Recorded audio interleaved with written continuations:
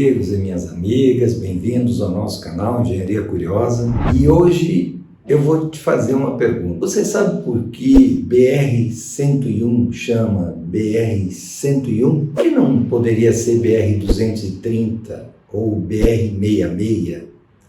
Pois é, para tudo isso tem regra, para tudo isso tem lei. Eu vou te contar tudo, mas não esqueça de se inscrever no nosso canal, dar o seu like, acionar o sininho para receber os próximos vídeos e dar o seu comentário. Isso é muito importante para nós. Bem, meus amigos, essa questão da nomenclatura das BRs, das rodovias federais, ela tem regra, tem lei.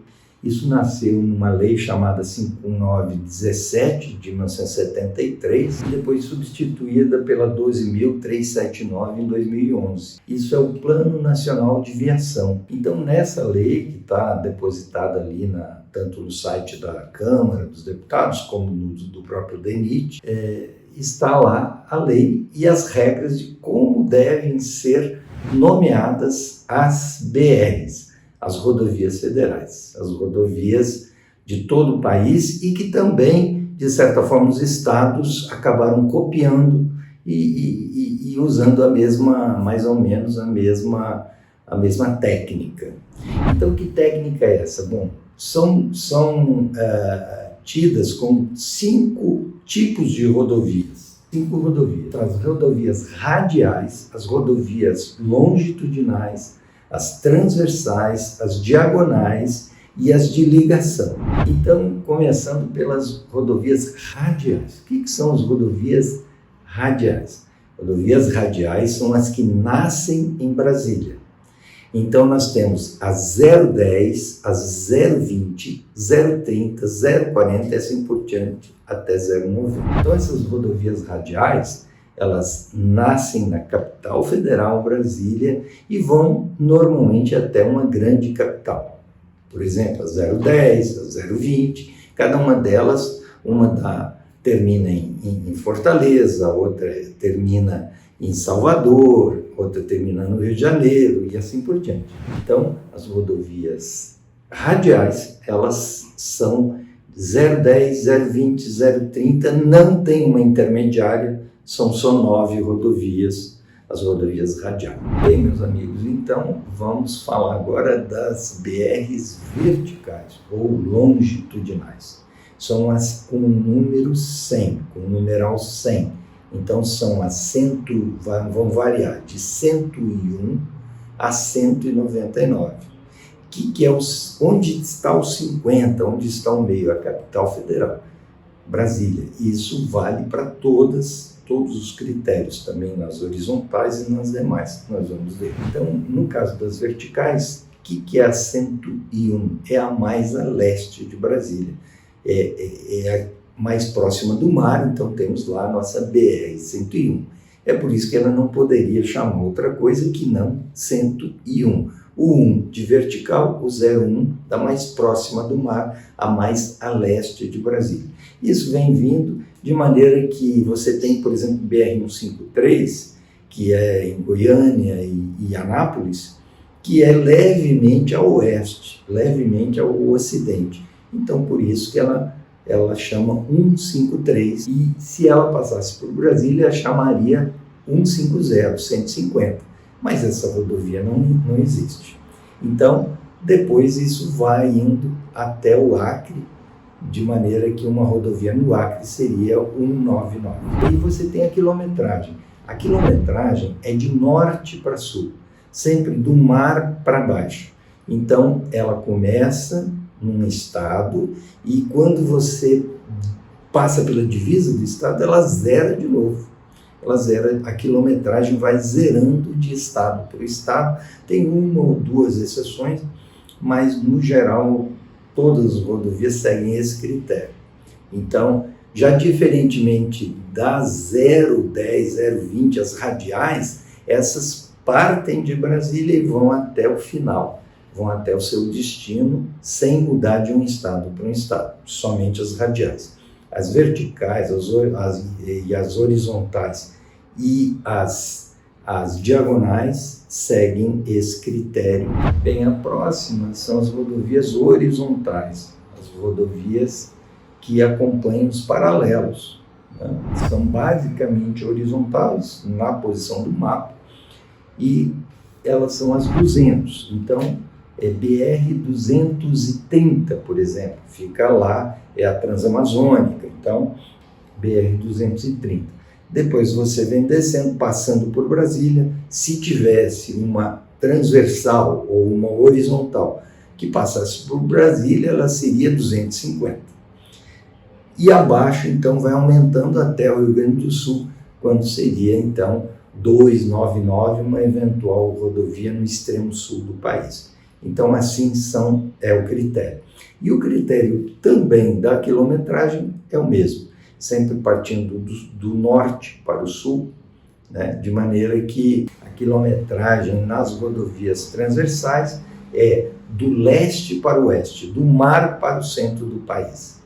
E variando também a cada estado, zerando o cronômetro, zerando a quilometragem, de maneira que a cada estado começa de novo, mas sempre do leste para o oeste.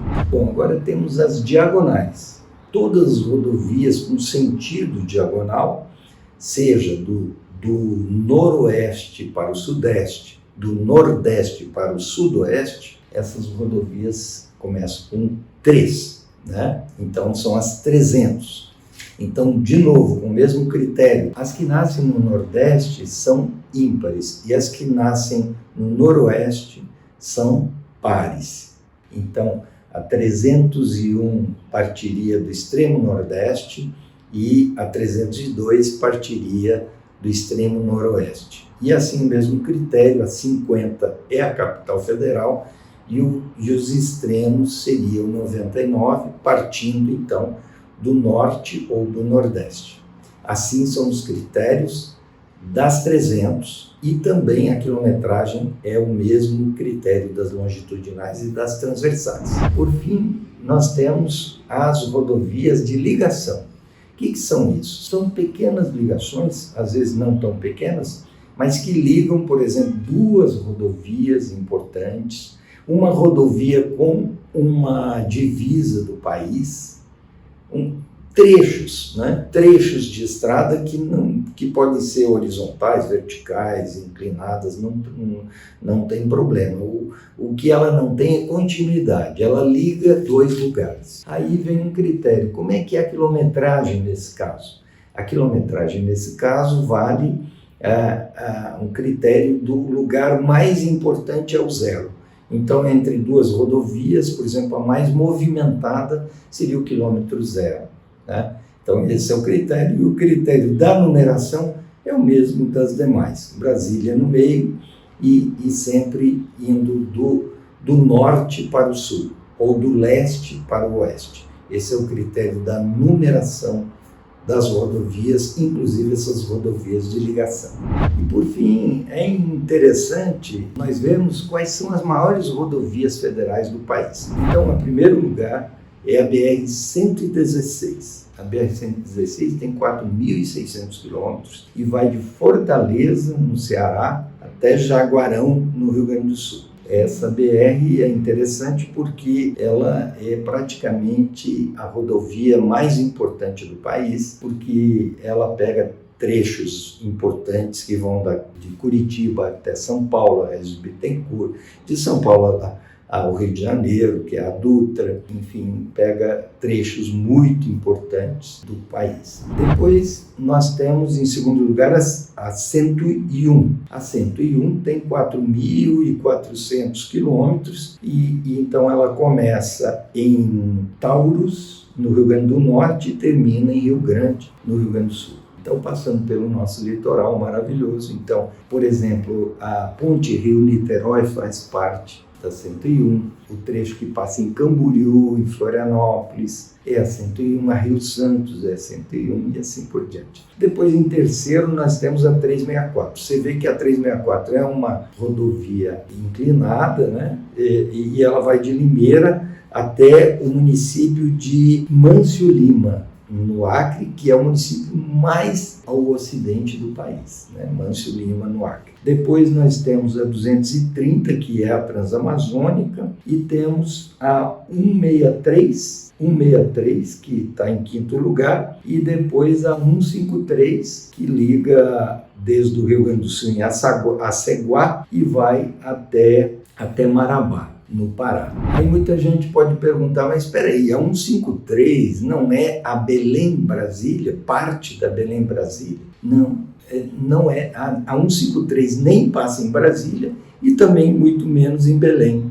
É interessante isso. A BR-153 passa por Goiânia, passa por Anápolis e depois, quando ela chega em Araguaína, no Tocantins, ela deriva e vai para o Marabá, no Pará. E quem continua, quer dizer, a estrada continua, existe a Belém-Brasília fisicamente, mas de Araguaína até Belém, ela é a BR-010.